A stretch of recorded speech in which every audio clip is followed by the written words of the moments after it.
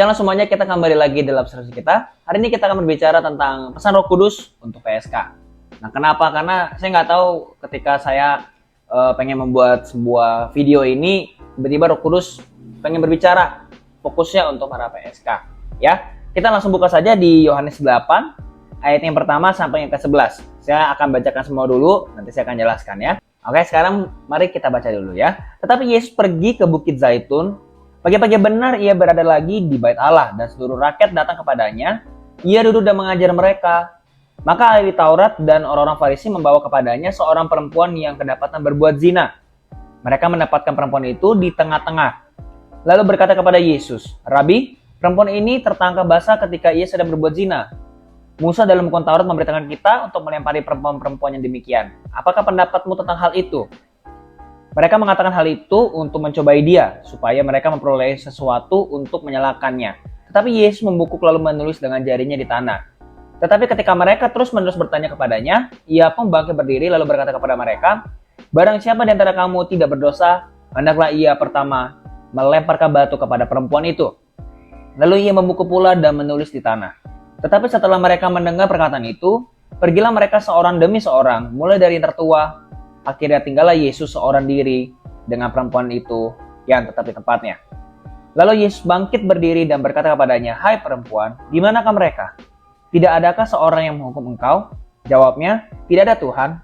Lalu kata Yesus, "Aku pun tidak menghukum engkau. Pergilah dan jangan berbuat dosa lagi mulai dari sekarang."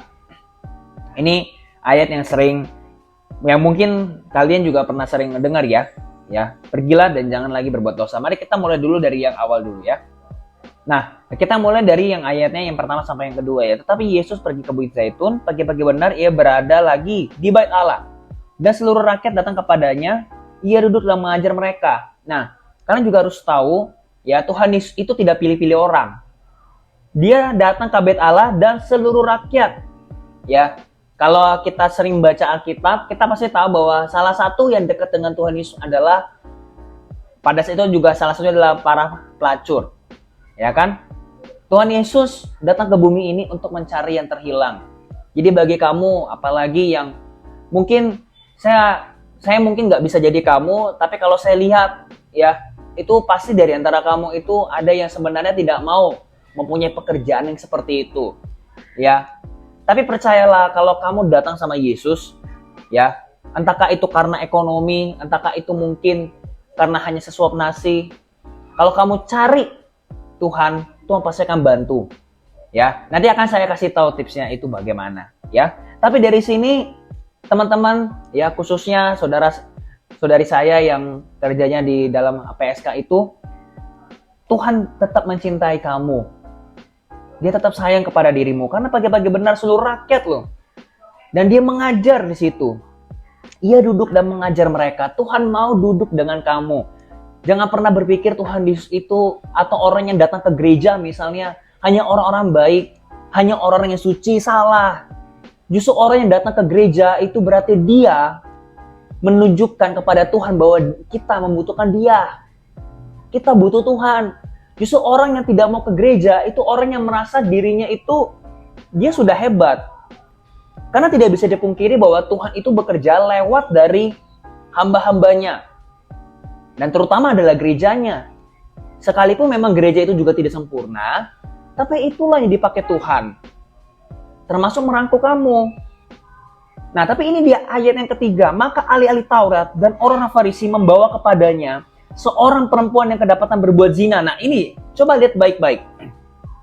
Ahli Taurat dan orang Farisi, mereka adalah guru agama, tokoh agama pada saat itu. Tapi yang anehnya adalah, kok kenapa mereka membawa ke Yesus?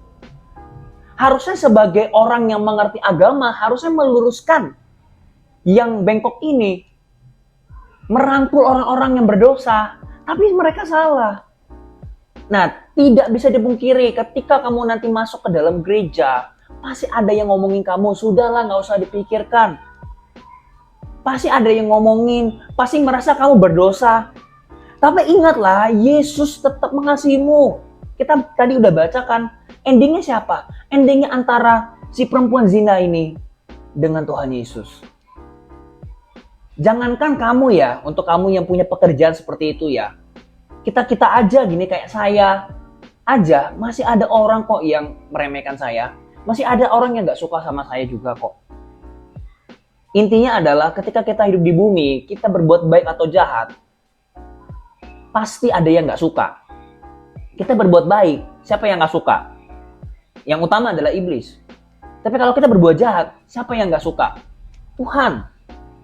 Tapi nggak suka di sini bukan nggak suka sama kita, tapi dia benci dengan dosa kita. Jadi coba kita bisa lihat baik-baik. Maka ahli-ahli Taurat dan orang Farisi membawa kepadanya loh. Kepada Yesus ngapain? Kalau mereka memang adalah mereka punya otoritas, seharusnya mereka yang menyelesaikan, nggak usah ke Yesus.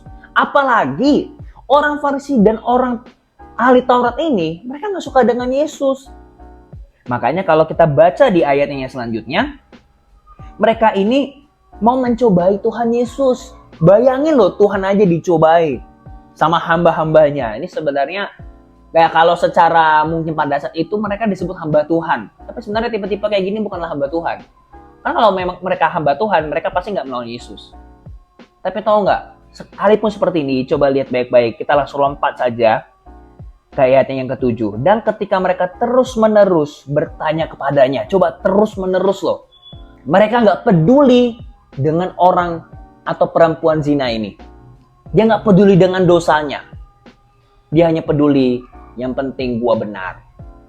Karena mereka ingin mencoba Yesus, mereka ingin mempersalahkan Tuhan Yesus. Tahu nggak, kata-kata atau pendapat seperti ini, ya seperti ahli Taurat itu bertanya kepada Yesus, itu serba salah. Kalau Tuhan Yesus bilang lempari dia dengan batu, orang-orang Farisi dan ahli Taurat itu akan bilang, lihatlah, katanya dia orang yang mengasihi orang berdosa. Coba lihat, perempuan ini loh, masa dilempari batu, katanya mengasihi orang berdosa. Mana buktinya? Tapi kalau Yesus dia bilang gak usah pakai hukum Musa, dia akan dilempari dengan batu. Jadi dia serba salah. Tapi inilah Tuhan kita. Jawabannya sangat luar biasa. Barang siapa di antara kamu tidak berdosa, hendaklah ia pertama melemparkan batu kepada perempuan itu. Artinya sekalipun kamu sekarang, jangan pernah berpikir. Apalagi kalau bagi kamu yang pekerjaannya seperti pekerjaan PSK seperti itu. Jangan pernah berpikir bahwa kamu lebih hina. Percayalah, ketika Tuhan Yesus, seandainya Tuhan Yesus datang, yang Tuhan cari siapa? Orang berdosa. Kalau misalnya saya dengan kamu misalnya ya, kita lagi ngobrol seperti ini dengan para kamu ya, saudari-saudari saya, ya, kita berkumpul. Ketika Tuhan Yesus datang, siapa yang Tuhan cari? Bukan saya. Bukan berarti saya sudah hebat, bukan saya berarti udah suci, bukan. Tapi ketika Tuhan Yesus datang ke rumah, misalnya, dia akan menghampiri kamu. Karena apa? Aku datang untuk menyelamatkan orang berdosa. Bukan orang sehat yang memerlukan dokter, tapi orang sakit. Dan di sini bisa dikatakan apa? Barang siapa di antara kamu tidak berdosa, yang artinya adalah setiap manusia itu berdosa, termasuk saya. Saya pun juga berdosa. Justru orang-orang yang mungkin di balik baju agama mungkin bisa lebih parah. Tapi jangan punya pemikiran begini. Kalau begitu ngapain deket ke Tuhan? Jadi orang munafik, salah.